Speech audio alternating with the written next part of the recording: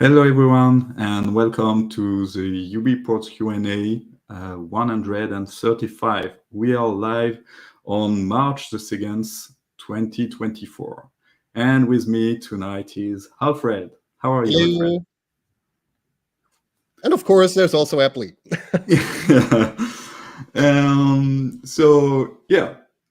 We have some news, I guess, for you. One call also for membership. Can you talk about that, Alfred? Yeah, sure. So, it would be very interesting for anybody who wants to apply for a place in the Board of Trustees to go ahead and send an email to membership@ubports.com. The email should contain the following. It should contain your full legal name, parent consent if you're underage, a statement that you're allowed to become a foundation trustee in your jurisdiction, because we are a foundation based in Germany and following Berlin law. We would like to see your contributions to UBports, and they should have been, or tell us what you intend to continue and contribute at least for the next 6 months. So that is basically what we require for you to become a trustee member. And for that, I mean, it's not like we have those benefits of, oh, you get free fruits or whatever, like in a job. But it has its benefits, and you get to shape and coordinate a few things here that keep the balance of the foundation afloat. So, with that being said, one of those things is that you have a voice. You can vote for the board of directors, and so you can have some weight on the organization and where the foundation will go. So yeah, that's something interesting. Definitely. So, and we have here already by Podcast About the Protocol, they define the future of the foundation, so to say. So take that into consideration. It's not only for fun, it's also a little bit of responsibility. But hey, I mean, what doesn't have responsibility, right? Yeah. So we don't have many news regarding the famous buckets we are talking about since FOSDEM. Yeah. Let's say I was starting to say since beginning of February, but since FOSDEM is a nice milestone. Yeah.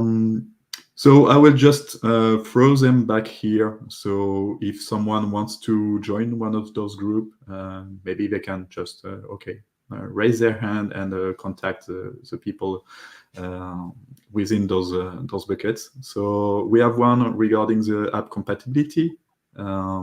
So we have one project with Snap, and this is the contact here is Alfred. Thank you, Alfred. Yeah.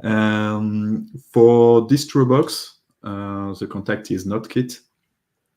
So thank you also, Nikita, for volunteering to be the contact point of this bucket list. We have also the user experience with VoLTE, and our contact is Ivan. So yeah, thank you, Ivan, and go team, because many questions about VoLTE tonight. We have also a topic about the backup. So having a way to back up your phone and easily restore it, because backup without restore is not backup. Yeah. So this is also Fred that is a contact point. Mm-hmm. And for the notches issue with indicators, this is also Ivan. We have another bucket which is onboarding, and for that we have Diogo that is leading the onboarding session, leading in the way that is the contact focal point. For the app to system gap, we want to bridge the gap for developers that are used to developing apps and who wants to try their hand on the system level. And so this will be me, the contact point. For the website, you can also contact Capsia, who already did huge part of work regarding the website. So this is nice now. We have also the display experience. So within this bucket, we have only one topic at the moment, which is a mouse point cage. So this is when you switch to desktop mode, that where the mouse can move is restricted and is not the same as the screen. And so the contact point will be Fred also, Alfred. Yep.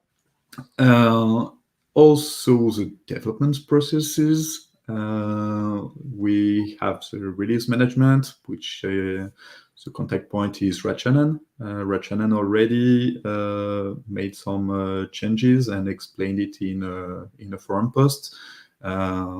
So it's really on its way.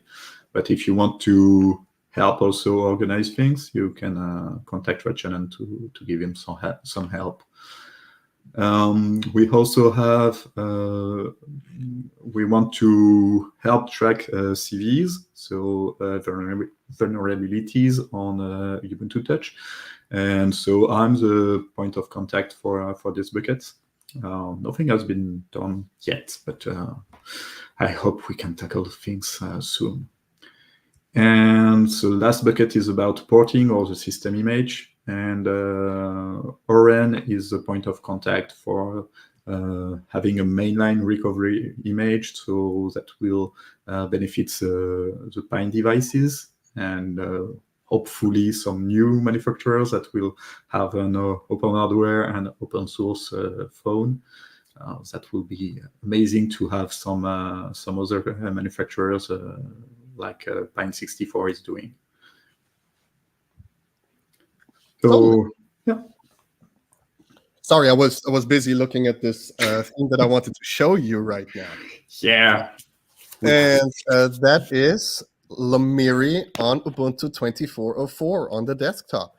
I don't have it running on the machine that I'm streaming this with, but I will log in real quickly and I will present something here. I will just share the screen. There we go. Do we have it? Oh, I need to add it to the stage. Haha. Yes. Here is Lomiri running on Ubuntu 24.04 on the desktop with a few changes that we've made, like Marius and Mike and myself and others who have pretty much worked a lot of time on making sure that this works pretty well with the upcoming Ubuntu 24.04 release. And here we have just a few windows running. As you can see, this is one of the double title bar issues that we're having that we need to fix for the future, which is what I would like to get some like ideas and help with. But assuming that we look over that, it's working pretty well. And here we have also Lomiri just with the terminal, doing terminal things, and also the multitasking view that we came to be familiar with. And you can also see, even though GIMP is running here, which is an X11 app, it doesn't show the X11 icon anymore. Now, how is that happening, right? So Mir 2.x apparently does a few things here where making Windows identifiable is way easier with X11 applications now, which caused me to just hide the X11 icon fully and making sure that the launcher icons hide themselves when they're not in use. But this results in a pretty decent experience already. I mean, it's definitely not finished. It will take some time, but assuming that we get all the finishing pieces here in there, we'll be ready for a pretty good initial 24.04 desktop release that you could just apt install from the Ubuntu archive. So yeah, what do you think? See, I think that's great. That's a very good news for the port to 24.04. And yeah, so Wow.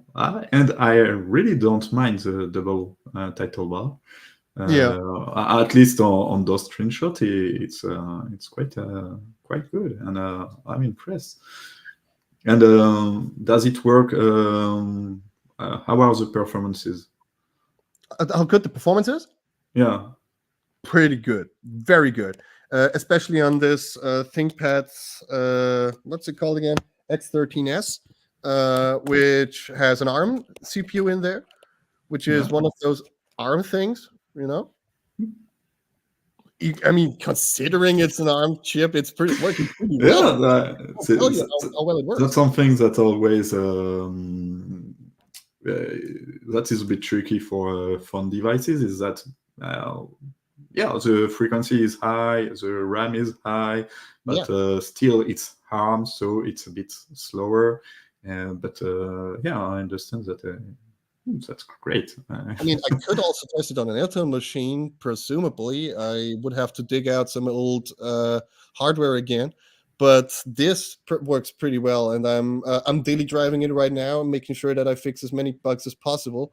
What I've also fixed is something with XDG portals showing up. You select a file, and the XDG desktop portal responsible for showing the file dialog just sticks around. That one is gone now. That one is fixed. And just tiny little bits and pieces that are necessary to make the experience really shine here and pop. So I think we're at a good spot right now, and it's only going to get better. So yeah, that's just something that I wanted to mention. People might be able to install a pretty decent Lomiri experience on 2404 in the future. Sounds great. And yeah, convergence. Yeah. Oh no, it's forbidden.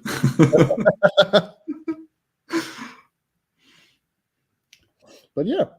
Oh, and also the touch input also works on it on the laptop, which is so cool. Also, the 3-finger tap to move windows around with just your finger. It's phenomenal what the design team at Canonical came up with, and what we're playing with here, and what we're trying to improve on. One-upping what they did is probably gonna be a little tough, but I can think of a few things that make it like cool. I don't know. Yeah, sometimes riffing on taps is some kind of, but basically I find it really useful, and it works well. When I often do several things at the same time, and so when I'm traveling, I just have one hand and I do that, and I do this something else with the other hand. Yeah. Okay, so but it works. So I'm really satisfied with it. Yes, sometimes it's tricky because you have to kind of align the 3 fingers to tap them at the right moments. But except of that, it's good. Yeah, and also I already see a pretty nice comment here. I want to use Lomiri on desktop. That looks awesome. Glad you like it. Glad you like it. Well, there we go. Yeah. So I think it's time to thank our sponsors. Definitely. Do you want to mispronounce the nouns today? Is it yours or your turn or mine? I did it last time. Okay. If you want it, it's yours. Okay, so let's start with the list of like sponsors. That includes Smooth, VoLTE, Pine64, Private Internet Access, DigitalOcean, GitLab, OneStein, OCA, Gardner and Associates Consulting Inc., Netlify, CloudRun, CodeLuton, Tixia, and Gandhi.net. And now to the most important thing, mispronouncing the names.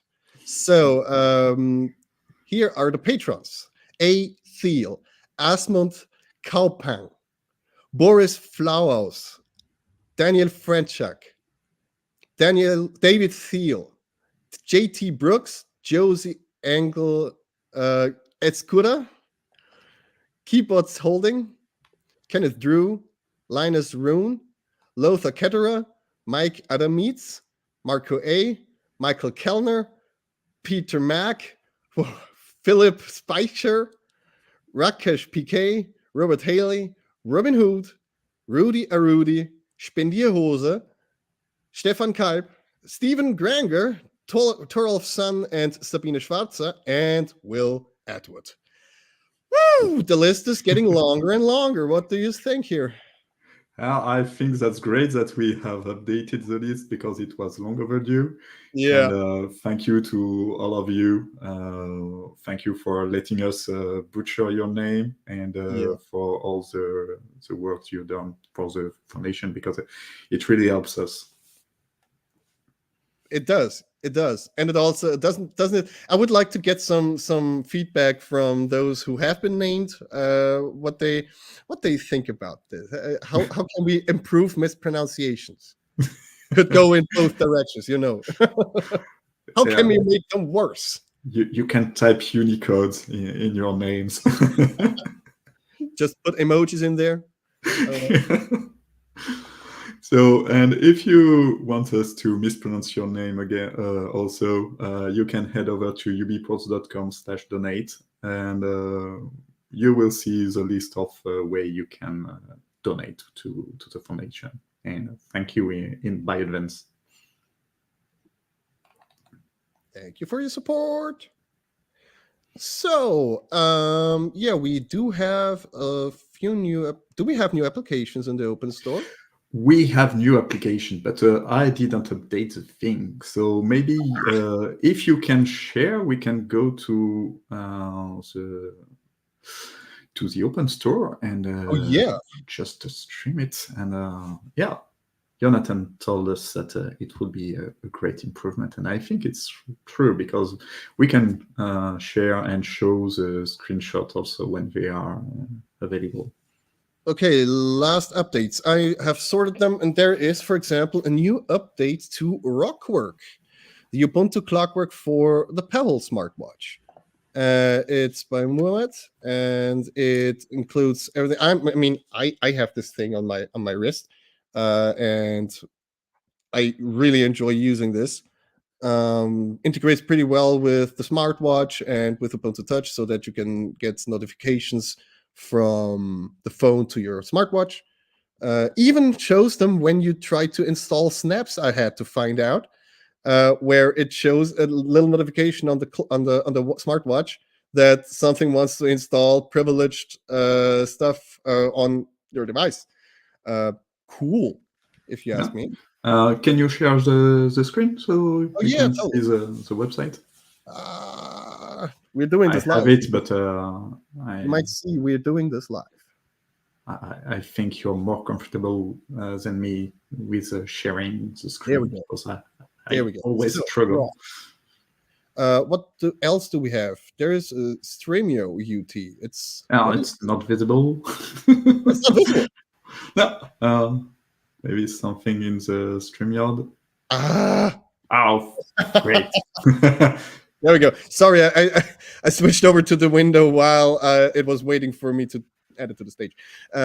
So what do we have here? A video streaming application that allows you to watch and organize video content from different services. It looks pretty cool. Streamio UT. Looks like a TV UI is supposed to look like. Cool. Yeah. What else do we have? We do have Kivix. It's an offline Wikipedia browser. Yeah. Doesn't that look like the good old times where we were scrolling through old Wikipedia, trying to learn stuff for school? Yeah, I still do this. Yeah, well, you're not in school anymore, I suppose. Yeah. What else do we have here? Activity tracker. Activity tracker. That's something really useful for me. I use it when I'm traveling because I like to have a GPS recording of my walks around the city or how it's called. Yeah, my walks.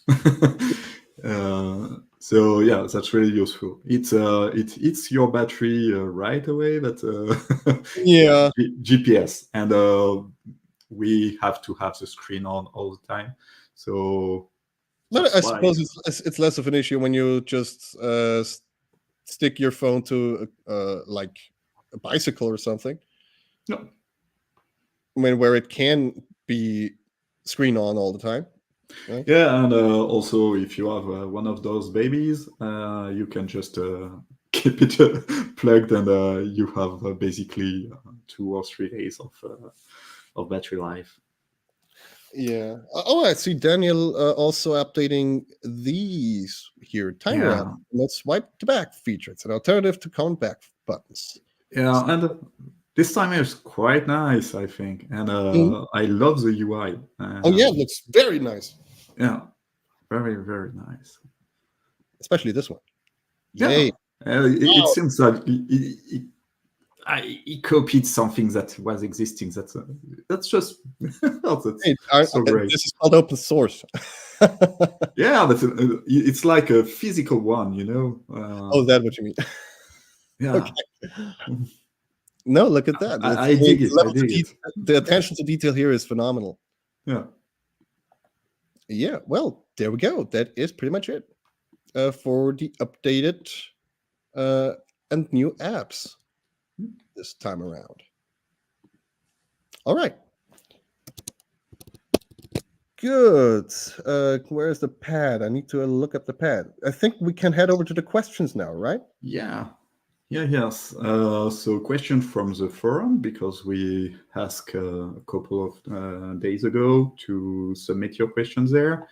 And we have one from Ori88 that says, one of the reasons for the move to Focal was to be able to use updated upstream software and therefore free up internal resources to be dedicated to other things previously engaged in backporting or developing in-house solution. Following the switch to Focal, are you able to give us an estimate of how much energy was saved, which you can now dedicate to other aspects of the project?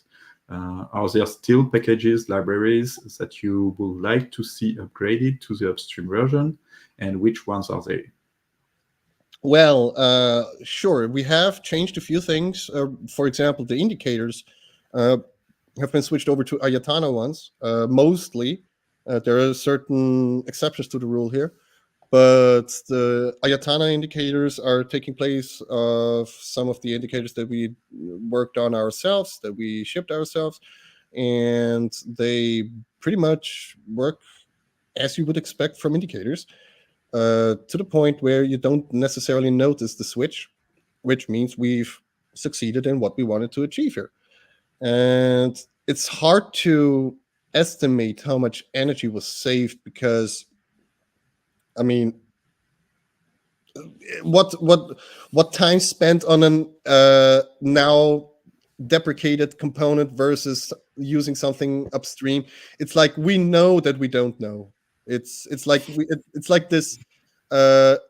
Yeah, we could have an estimate, but for that we wouldn't need to waste time on estimating how much we would not be doing what we are not doing. If you get what I'm saying.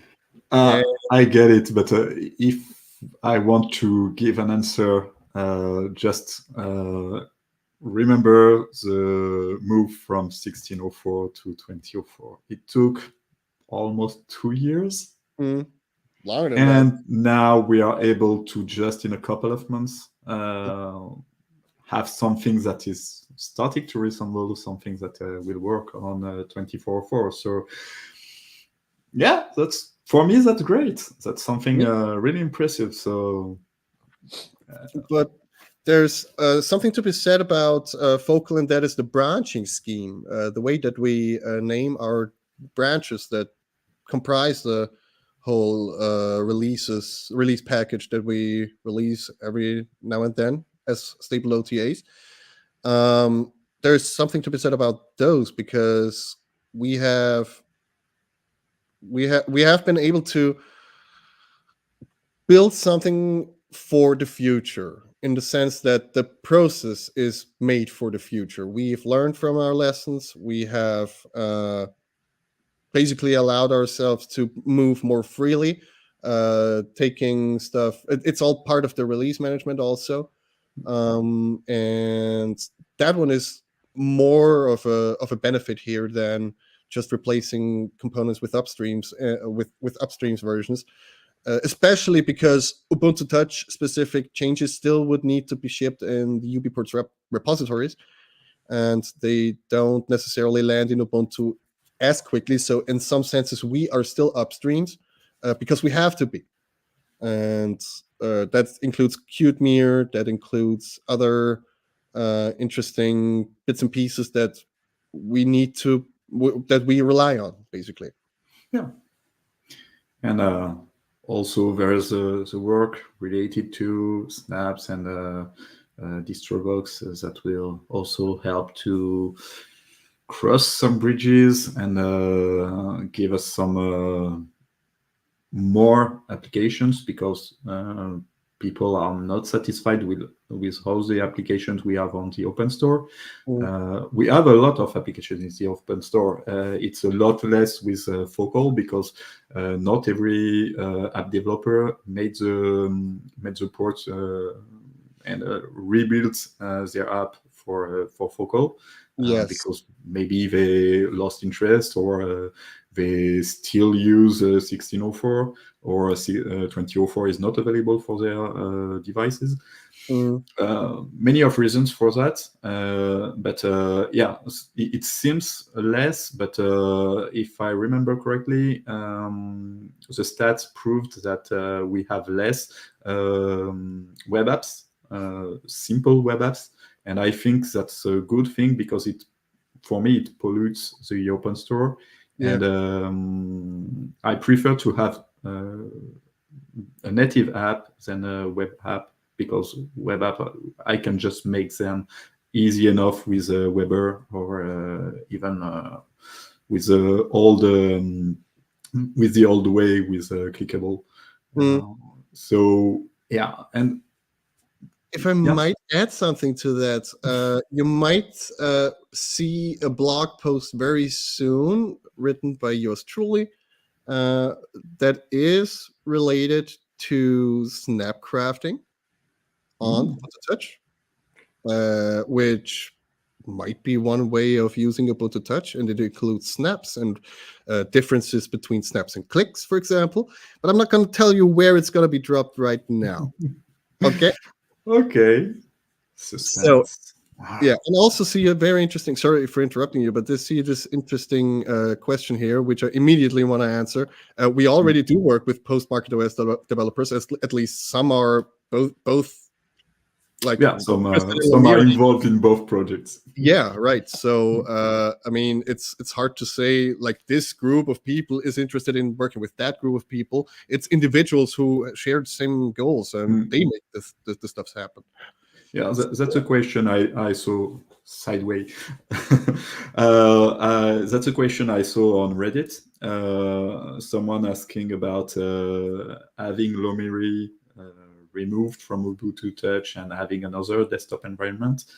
And yeah, basically, we made the choice for Lomiri, and this is the thing we want to bring to Ubuntu Touch. If you want something that is desktop agnostic, it will be post-market OS. Yeah, and also like it's like when people are introduced into Linux, they very often get to hear, oh, you can install different desktops for whatever reason that might be. And what we want instead is one platform that pretty much defines how it is supposed to be used. And but there are also other solutions out there like Druidian and stuff like that you can still use, that has this type of legacy desktop Linux flavor, so to say, where you can just install various desktop environments onto your distributions. And even then, due to the way that graphics drivers work, it's harder to pull off than on mainline Linux, because even on Druidian, you would have to install a desktop environment that uses Hardware Composer for Android devices. And we've basically focused on one thing that is supposed to work, for as many people as possible in various different ways. And that's pretty much the difference. Ubuntu Touch is not a regular distribution. It is based on Ubuntu, sure, but it is one narrowed down view about what Ubuntu on a phone can look like, and that includes Lomiri. If I dare to say, I would say that this is the Apple version of Ubuntu or Linux on a phone. It's just open source because we love open source, and we have also a support for various devices, which Apple doesn't struggle with. But this is something that needs to be, we need to be able to pick it up and just use it, because that's the goal, that's the dream, that's something I aim for, and we are just much. We have some tiny issues, for example, battery life, which is always stated, and but it's really usable, and we have some quirks, of course, VoLTE, of course, 5G, and hopefully it will be overcome in hopefully the short in a short time coming, but if you set this project apart, it's quite usable, and on a daily basis, and Okay, I think we should jump over to the next question, which is by Enrico. Well, it's just a simple question. I don't want to cause any trouble, of course. I know the background why Radian exists now because it can do more Linux than Ubuntu Touch in the terminal. I would argue different, but you heard what I said earlier. So the question why you use two installers I don't quite understand, or is it just internal for developers to test software? No idea, but I always wanted to know that. Thank you very much. The question, why are there two installers? I don't know what two installers actually means here. I mean, I only know.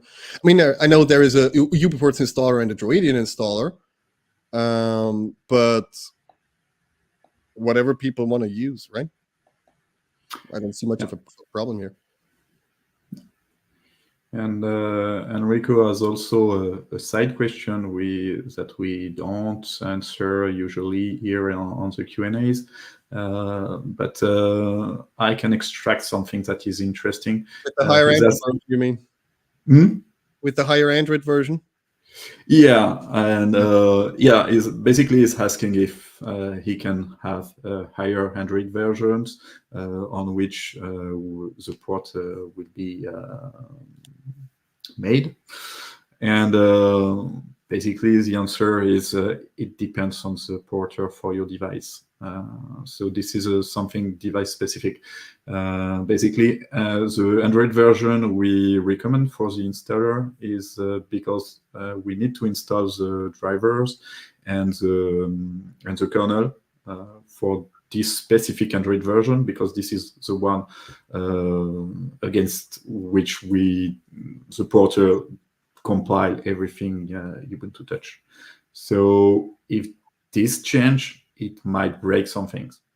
It might be the same, but it might also break some things. So we do not recommend to do that. And if the porter wants to make a new port based on a newer Android version because your device has been updated. Do you want to hear a little tale of a port developer who is sick of Android upgrading all the time? I guess this one is named Alfred. Yes. And that the problem I see is that with the Android 9 devices, for example, we have feature completeness now, which includes Ethercasts, making sure that wireless display is encoded for a video stream that can be picked up by a Miracast receiver. Stuff like that is very hard to pull off with each Android version, full feature completeness being the topic, because Android always changes something underneath that we need to adapt to. And it's a pain, it's annoying, and with the 11 devices, and I mean also with the feature complete 9 devices now, we are at the sweet spot where we have more or less recent phones like the Fairphone 4 here, which works pretty decent, and it's got all the support that you might want to have. So in newer Android versions, always playing catch up with new Android versions for one port that is already working, that is asking for too much. So, I wouldn't do it. I wouldn't waste my own time with it, because if one thing works already, why just redo it everything from scratch just because it's a new Android version? I mean, just because something is newer doesn't necessarily mean it's good. Yeah, and that's also related to the CVE tracking, because I think something that lacks would be knowing about the vulnerabilities of the kernel and what is the impact on the user.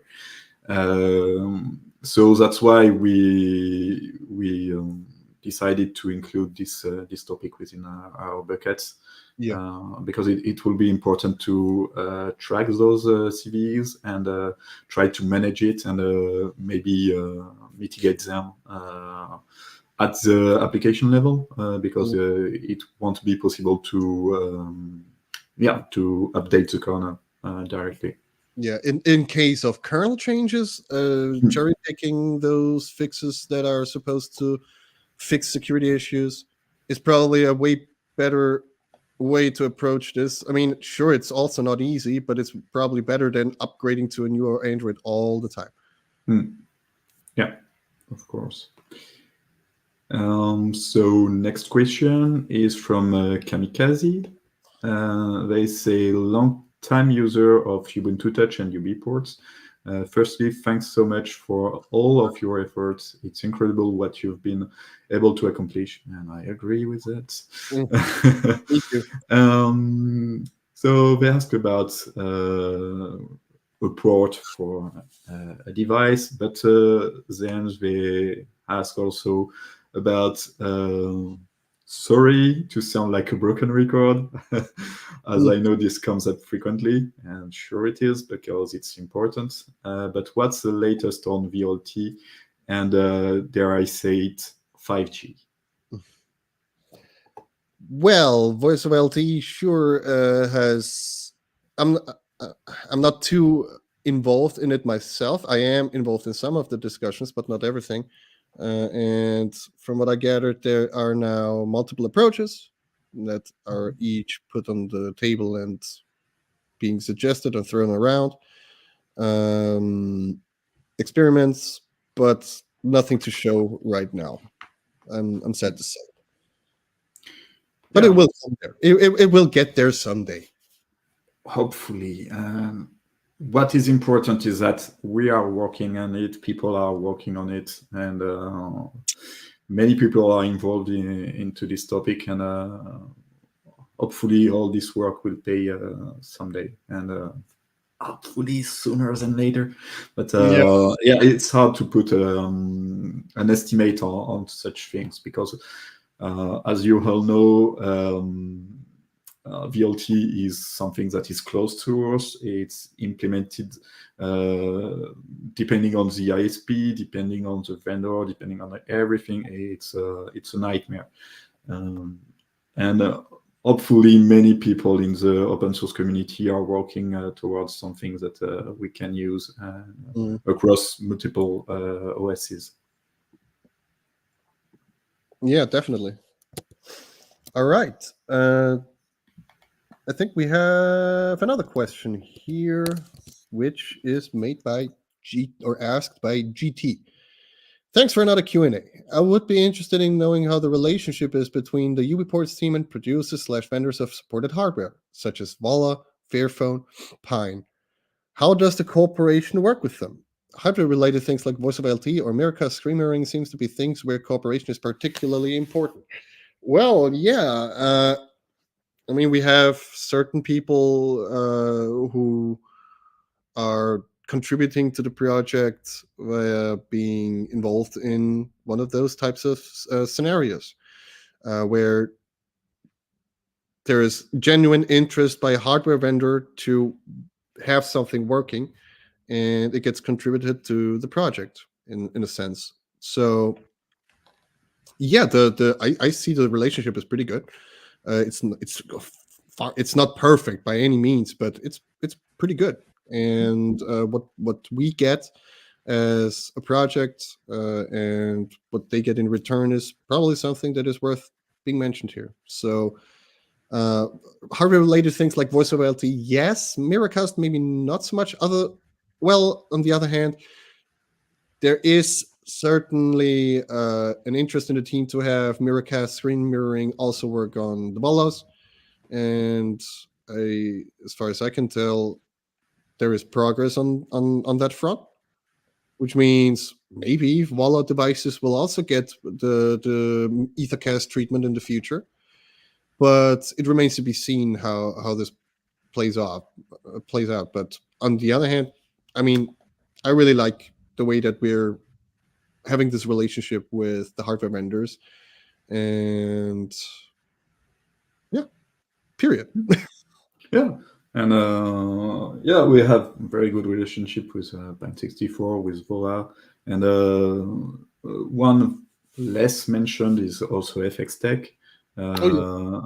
Even if the relationship I don't know a lot about, but I read that because I'm expecting one, and I read that Notkit did the port for them. So thank you, Notkit, for this, because I expect mine soon, but sadly I'm French and I asked for the AZERTY keyboard, and they are put on the bottom of the list. I just sent them an email saying, okay, I want to switch to QWERTY if it says sooner. So we're good relationship, and that's important, because some vendors just want to have better devices, or in case of the Fairphone, more how can we say that, more respectful or fair phones. And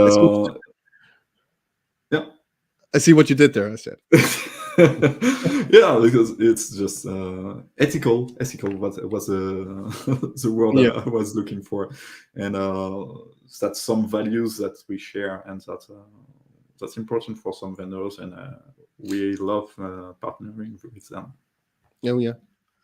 If I may just slip one question through from chat here. How's SIP going along? Does somebody want to take it over, please? Just a sip.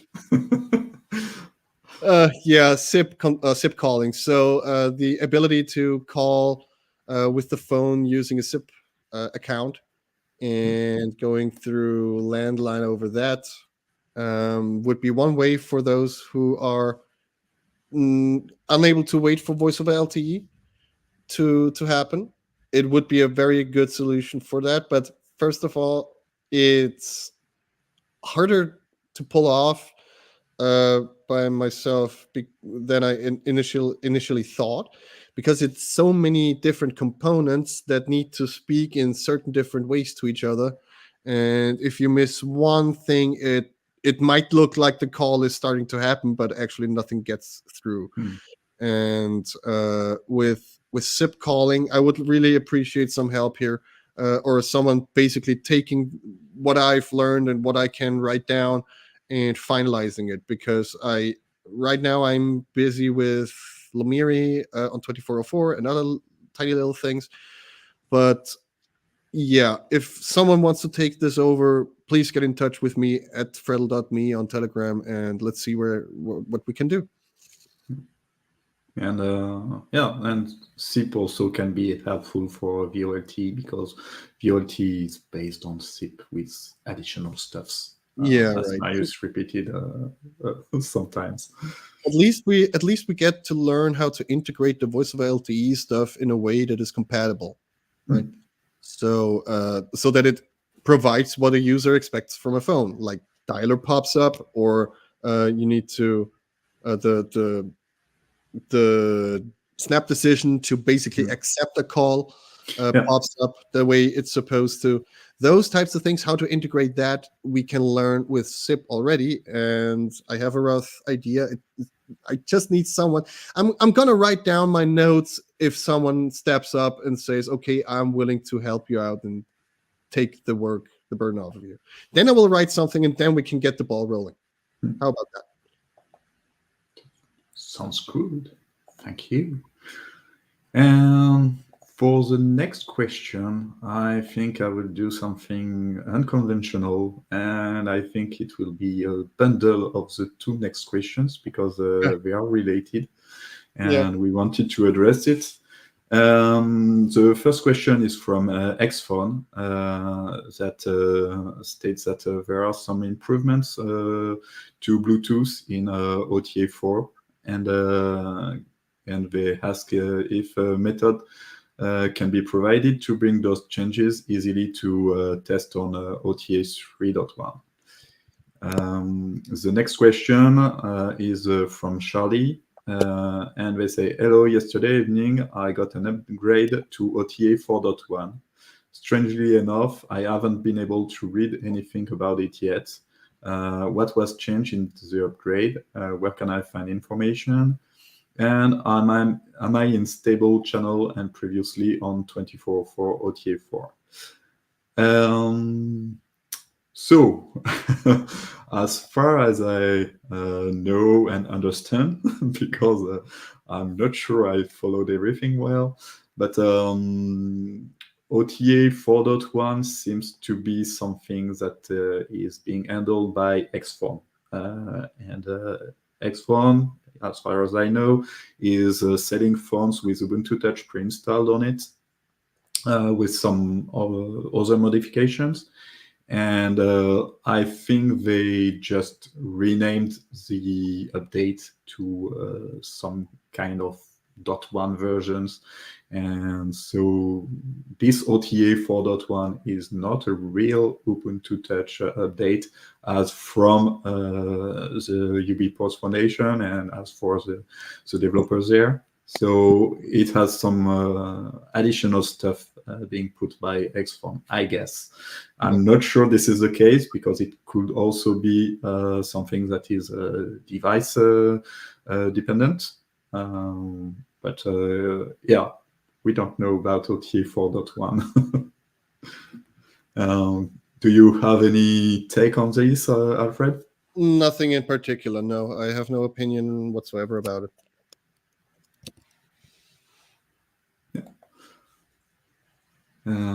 So about the other questions, what changed within the upgrade and where can I find information?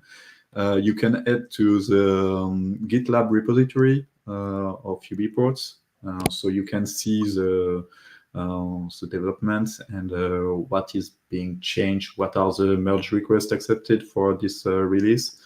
And yeah, basically you can see everything because this is open source. So, are we taking the last question already? No, the last question are 3 questions from public lewdness. There we go.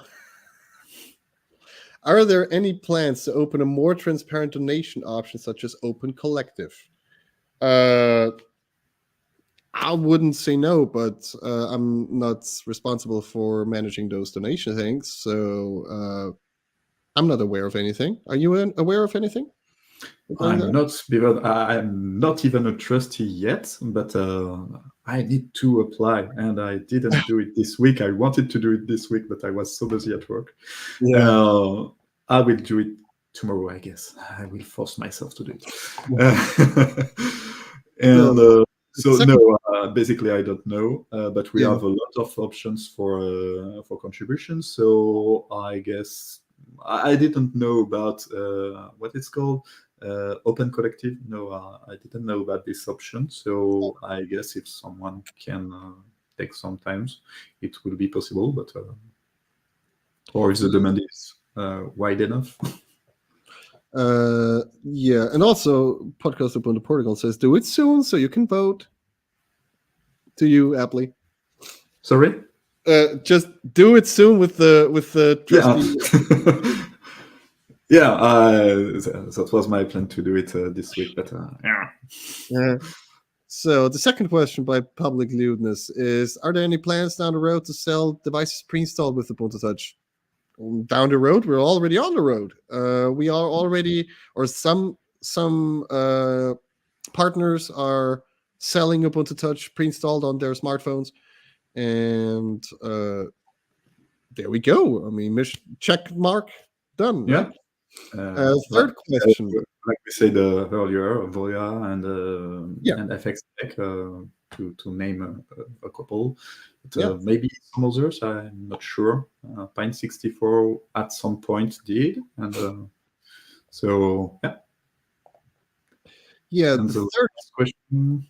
The third question: are there plans to make more of the devices compatible with VoLTE? And that one, I will happily say no, there is no plan at all, because it depends on community members jumping in and making it work. And so in that sense, there is no plan. It would result in cat herding, and we're not herding cats here. I mean, I would prefer not having to herd cats. I don't want scratch in my face. So no, sure, there is a wish to make more devices compatible with VoLTE in the up, but in the end, it relies on people who own the devices to actually do it. And with that being said, let's see what the community can whip up and come up with here. Yeah, hopefully jump on board and try to port. I will try to do it myself. Yeah, cool. I hope I can find some time this year. Yeah. And also our UBports _ porting group at over at Telegram is very active, and there's always someone trying to help the others. So I like the way that it looks like right now. Being basically introduced to UBports through the UBports porting group, and I like the way that things are going these days. So if anybody wants to port over Ubuntu Touch to their phone, don't be afraid. Don't be worried about hitting roadblocks, because some people are there that are willing to help you here. Yeah. And so we have a bit of time. Yeah, again. So ask in chat if you have any questions, please. Yeah, I didn't read the chat before, but I'm trying to now. And we have some news about the onboarding sessions, and they will restart in March. So thank you, Diogo, for that. And so he says that the exact date is still to be defined, but it will be soon. Well, yeah. So, questions? Otherwise, we'll just go home and cry. Don't cry. With less crying, please. Yeah. Oh, regarding snaps, is something that I wanted to mention earlier, and that is I have proposed the initial patches to enable snapd support with libhybris drivers and Halium-based devices, so that snapd and snap applications can run with OpenGL drivers, and in the future probably also Vulkan ones, on Ubuntu Touch, so that graphical applications get to have access to the hardware and do everything as quickly as possible. I see another question here. What about Flatpak? If someone does it, I see nothing against like merging that, but it needs someone doing it. And yeah, there we go.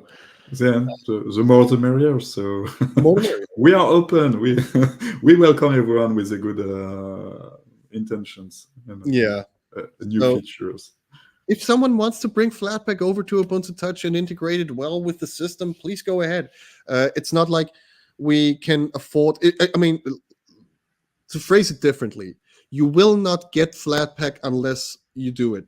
And if you do it, might as well do it for everyone else by proposing the patches to us, so that this question doesn't need to be asked anymore. Right. Yeah. We have a question in the chat from Christopher. that ask, do you happen to know of any lugs that would be interested in coming to Umia to represent their Linux distros to newbie? Not really, but I guess we can make a call maybe to some people and see if some local lugs are interested. So you can post it on the forum. Maybe it will be a wider arena for this. There's another interesting question. Doesn't Canonical care about Ubuntu Touch at all? I mean, all the improvements since this project has been started. Oh, Canonical pretty much, or I'm not sure about Canonical. I mean, I'm not a Canonical employee whatsoever, so how would I be able to judge this? But from the Ubuntu community, from the Ubuntu side, the interest is very, very big. And like, for example, getting devices shown on various stands where Ubuntu is present. They would also like to showcase what Ubuntu Touch does, among other things. So, and has happened in the past already. So, and also our like involvement in making sure that we can showcase things like, for example, on the Ubuntu Summit, people there were very almost eager to get to know this. I mean, very, very many people out there were playing around with the devices. I remember where they were like, "Oh, you see this? This is Ubuntu on a phone. Oh my god, this is so cool!" And playing around with the device for hours almost. So, I mean, the Ubuntu community definitely is interested in this. As far as Canonical is concerned, I can't tell. Yeah, and also there is as Diogo said, there's collaboration with Myrtille. Yeah. Oh yeah, right. And also, I wanted to say, Christopher asked also a question about having a UBports Q&A in a different language. So I guess it would be possible, but it will require some volunteers to do it in different languages. So yeah. And I mean, nothing's for free. I mean, it costs time to do those things. Yeah. So keep that in mind. All right. We have more here. Again, another question from Christopher just arrived. I don't understand fully. Do you? Oh, proprietary bootloader stuff. No, that's wishes. Yeah. I'm sorry. Yes. Yeah. Dual bootloader. Okay. Yeah. Yeah. Yes. All right. Tricky dual boot. Call it a day. Or night. Yeah. I think it's good. So, how are we doing the Can you leave weird outro? Know how well we're performing, please? Yeah, smash the like button and stuff. Yeah. You remember when in old YouTube days where the description and the like buttons were placed completely differently? We need to act as if you're from that time and just point upwards or something. Yeah, smash the like button and comment down on the side. Well, yeah. So that concludes this episode of the UBports and Ubuntu Touch Q&A. Yeah. It was a pleasure being here again. Thanks, Apply, and thanks to everyone in the community and everyone watching and listening in. And we'll hope to see you the next time, or hear you next time. Thanks, everyone. Thanks, Alfred, and bye-bye. Bye.